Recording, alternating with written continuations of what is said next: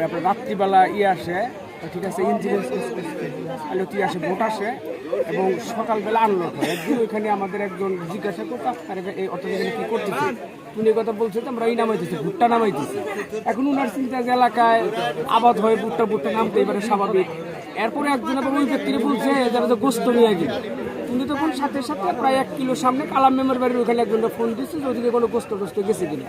তখন ওনারা বলছে যে হ্যাঁ, এরা করে কভার ব্যানে করে গোস্ত নিয়ে গেলো, এই কারণে ওনাদের সন্দেহটা তীব্র হয়।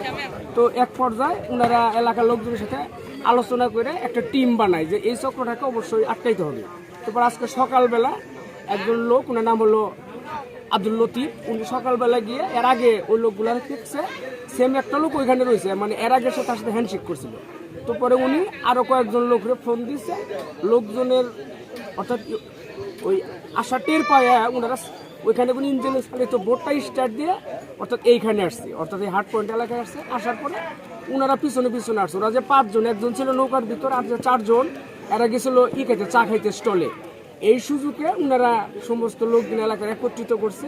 যে স্টলে কোনো 4 জন বের হয়েছে, ওই লোকজন ওদের সাথে গিয়ে উঠছে, অর্থাৎ ওইখানে উঠার পরে সর্বপ্রথম আগা নৌকায় গিয়ে অর্থাৎ উঠানোর পরে দেখে যে ওইখানে অনেকগুলা অস্ত্রশস্ত্র, তারপরে ওনাদেরকে আটকানো হয়, আটকা থানায় ফোন দেয়। এরপরে থানার থেকে অর্থাৎ এসে পুলিশ এসে অর্থাৎ ওনাদের হেফাজতে